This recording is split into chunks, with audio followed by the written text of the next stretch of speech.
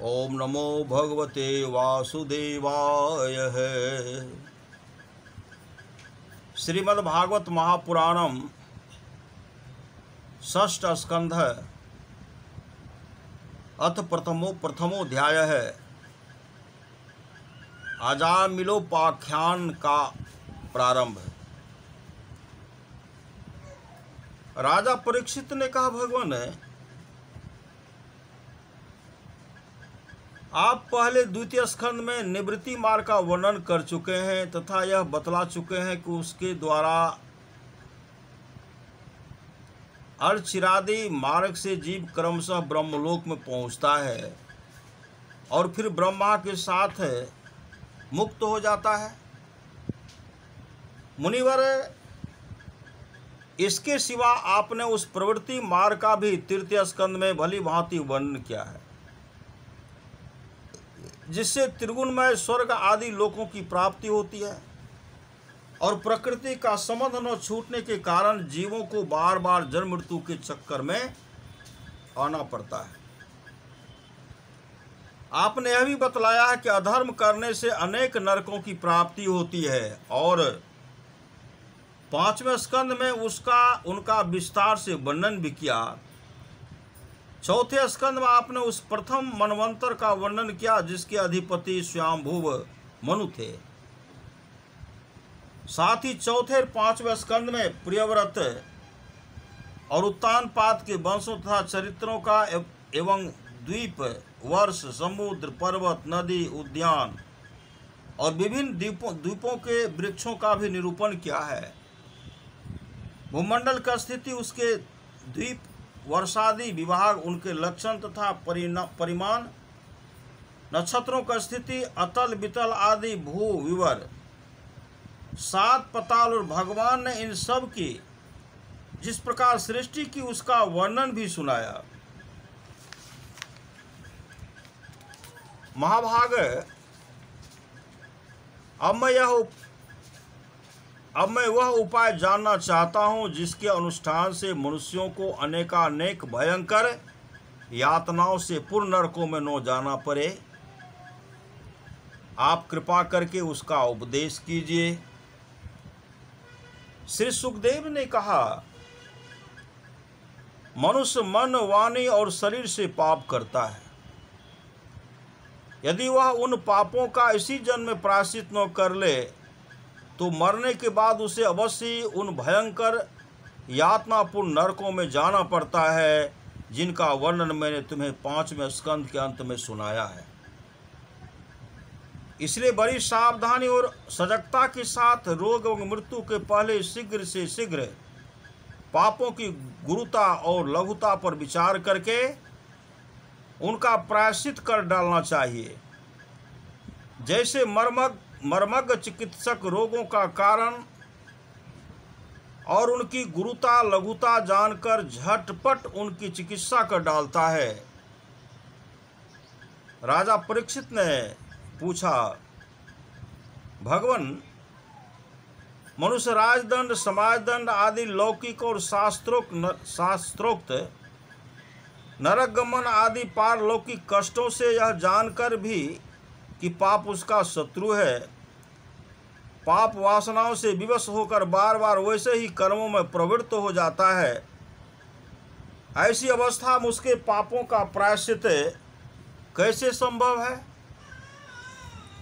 मनुष्य कभी तो प्रायश्चित आदि द्वारा पापों से छुटकारा पा लेता है, कभी फिर उन्हें ही करने लगता है। ऐसी स्थिति में मैं समझता हूँ कि जैसे स्नान करने के बाद धूल डाल लेने के कारण हाथी का स्नान व्यर्थ हो जाता है, वैसे ही मनुष्य का प्रायश्चित करना भी व्यर्थ ही है। श्री सुखदेव जी ने कहा, वस्तुतः कर्म के द्वारा ही कर्मों का निर्वीज नाश नहीं होता, क्योंकि कर्मों का अधिकारी अज्ञानी है। अज्ञान रहते पाप वासनाएं सर्वथा नहीं मिट सकती। इसलिए सच्चा प्रायश्चित तो तत्वज्ञान ही है। जो पुरुष केवल सुपथ का ही सेवन करता है उसे रोग अपने वश में नहीं कर सकते। वैसे ही परीक्षित जो पुरुष नियमों का पालन करता है वह धीरे धीरे पाप वासनाओं से मुक्त हो कल्याणप्रद तत्व ज्ञान प्राप्त करने में समर्थ होता है। जैसे बांसों के झुरमुट में लगी आग बांसों को जला डालती है, वैसे ही धर्मज्ञ और श्रद्धावान धीर पुरुष तपस्या, ब्रह्मचर्य, इंद्रिय दमन, मन की अस्थिरता, दान, सत्य, बाहर भीतर की पवित्रता तथा यम एवं नियम, इन 9 साधनों से मन, वाणी और शरीर द्वारा किए गए बड़े से बड़े पापों को भी नष्ट कर देते हैं। भगवान की शरण में रहने वाले भक्त जन जो बिरले ही होते हैं, केवल भक्ति के द्वारा अपने सारे पापों को उसी प्रकार भस्म कर देते हैं जैसे सूरज कोहरे को। परीक्षित पापी पुरुष की जैसी शुद्धि भगवान को आत्मसमर्पण करने से और उनके भक्तों का सेवन करने से होती है, वैसी तपस्या आदि के द्वारा नहीं होती। जगत में यह भक्ति का पंथ ही सर्वश्रेष्ठ, भय रहित और कल्याण स्वरूप है, क्योंकि इस मार्ग पर भगवत परायण सुशील साधुजन चलते हैं। परीक्षित, जैसे शराब से भरे घरों को नदियां पवित्र नहीं कर सकती, वैसे ही बड़े बड़े प्रायश्चित बार बार किए जाने पर भी भगवत विमुख मनुष्य को पवित्र करने में असमर्थ हैं। जिन्होंने अपने भगवत गुणानुरागी मन मधुकर को भगवान श्री कृष्ण के चरणार बिंद मकरंद का एक बार पान करा दिया, उन्हें सारे प्रायश्चित कर लिए। जिन्होंने अपने भगवत गुणानुरागी मन मधुकर को भगवान श्री कृष्ण के चरणार बिंद मकरंद का एक बार पान करा दिया, उन्होंने सारे प्रायश्चित कर लिए। वे स्वप्न में भी यमराज और उनके पासधारी दूतों को नहीं देखते, फिर नरकों की तो बात ही क्या है। परीक्षित, इस विषय में महात्मा लोग एक प्राचीन इतिहास कहा करते हैं। उसमें भगवान विष्णु और यमराज के दूतों का संवाद है। तुम मुझसे उसे सुनो। कान्यकुब्ज नगर कन्नौज में एक दासीपति ब्राह्मण रहता था। उसका नाम था अजामिल। दासी के संसर्ग से दूषित होने के कारण उसका सदाचार नष्ट हो चुका था। वह पतित कभी बटोहियों को बांधकर उन्हें लूट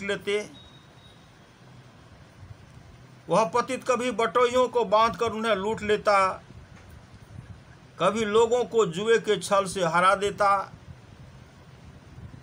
किसी का धन धोखा धरी से ले लेता तो किसी का चुरा लेता।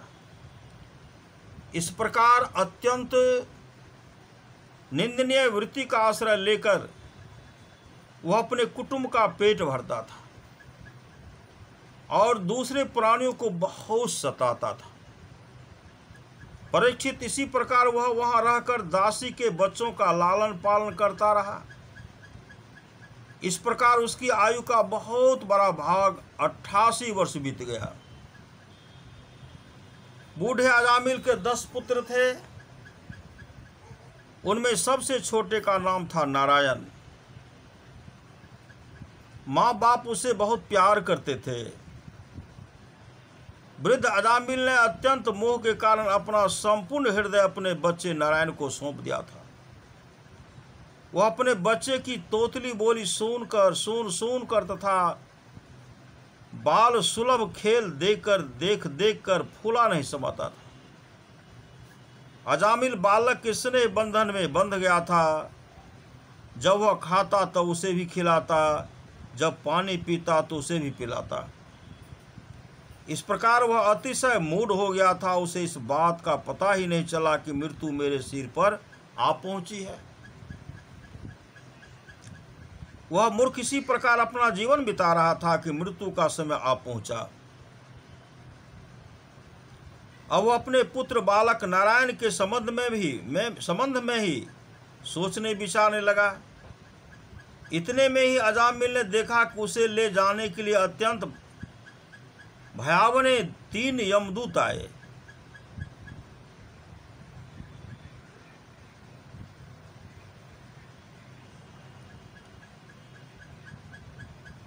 अत्यंत भयावह 3 यमदूत आए हैं। उनके हाथों में फांसी है, मुंह टेढ़े टेढ़े हैं और शरीर के रोए खड़े हुए हैं। उस समय बालक नारायण वहां से कुछ दूरी पर खेल रहा था। यमदूतों को देखकर अजामिल अत्यंत व्याकुल हो गया और उसने बहुत ऊंचे स्वर से पुकारा, नारायण। भगवान के पार्षदों ने देखा यह मरते समय हमारे स्वामी भगवान नारायण का नाम ले रहा है, उनके नाम का कीर्तन कर रहा था। वे बड़े वेग से झटपट वहां से आ पहुंचे। वहां आ पहुंचे। उस समय यमराज के दूत दासी पति या अजामिल के शरीर में से उसके सूक्ष्म शरीर को खींच रहे थे। विष्णु दूतों ने उन्हें बलपूर्वक रोक दिया। उनके रोकने पर यमराज के दूतों ने उनसे कहा, अरे धर्मराज की आज्ञा का निषेध करने वाले तुम लोग हो कौन? तुम किसके दूत हो? कहां से आए हो? और इसे ले जाने से हमें क्यों रोक रहे हो? क्या तुम लोग कोई देवता, उपदेवता अथवा सिद्ध श्रेष्ठ हो? हम देखते हैं कि तुम सब लोगों के नेत्र कमल दल के समान कोमलता से भरे हैं। तुम पीले पीले रेशमी वस्त्र पहने हो, तुम्हारे सिर पर मुकुट, कानों में कुंडल और गले में कमल के हार लहरा रहे हैं।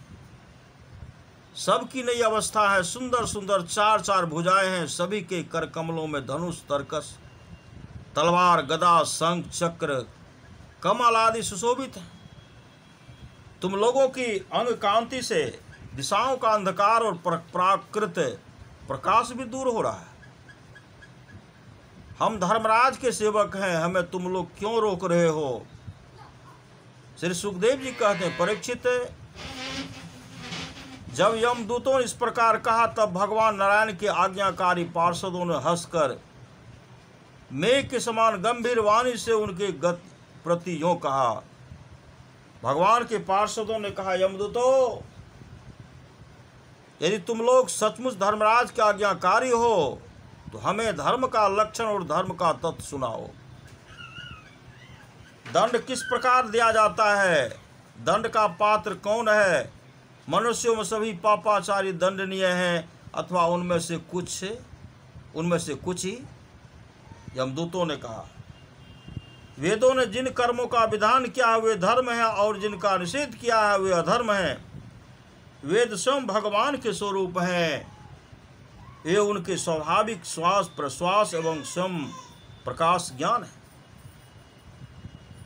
ऐसा हमने सुना है, जगत के रजोमय, सत्यमय और तमोमय सभी पदार्थ, सभी प्राणी अपने परम आश्रय भगवान में ही स्थित रहते हैं। वेद ही उनके गुण, नाम, कर्म और रूप के आदि अनुसार अब उनका यथोचित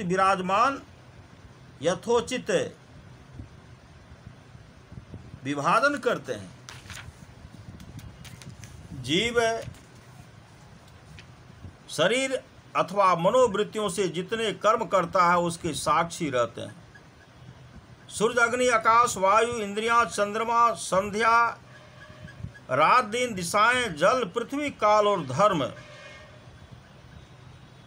इनके द्वारा धर्म का पता चल जाता है और तब दंड के पात्र का निर्णय होता है। पाप कर्म करने वाले सभी मनुष्य अपने अपने कर्म के अनुसार दंडनीय होते हैं। निष्पाप पुरुषों, जो प्राणी कर्म करते हैं उनका गुणों से संबंध रहता ही है।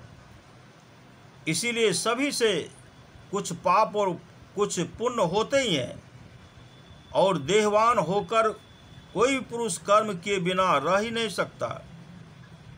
इस लोक में जो मनुष्य जिस प्रकार का और जितना अधर्म या धर्म करता है वह परलोक में उसका उतना और वैसा ही फल भोगता है।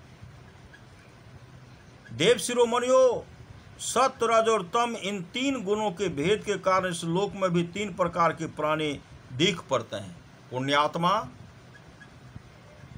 पापात्मा और पुण्य पाप दोनों से युक्त अथवा सुखी दुखी और सुख दुख दोनों से युक्त। वैसे ही परलोक में भी उनकी त्रिविधता का अनुमान किया जाता है। वर्तमान समय ही भूत और भविष्य का अनुमान करा देता है, वैसे ही वर्तमान जन्म के पाप पुण्य भी भूत और भविष्य जन्मों के पाप पुण्य का अनुमान करा देते हैं। हमारे स्वामी अजन्मा भगवान सर्वज्ञ यमराज सबके अंतःकरणों में ही विराजमान है, इसलिए अपने मन से ही सबके पूर्व रूपों को देख लेते हैं। वे साथ ही उनके भावी स्वरूप का भी विचार कर लेते हैं। जैसे सोया हुआ अज्ञानी पुरुष स्वप्न के समय प्रतीत हो रहे कल्पित शरीर को ही अपना वास्तविक शरीर समझता है, सोए हुए अथवा जागने वाले शरीर को भूल जाता है, वैसे ही जीव भी अपने पूर्व जन्मों की याद भूल जाता है और वर्तमान शरीर के सिवा पहले और पिछले शरीरों के संबंध में कुछ भी नहीं जानता।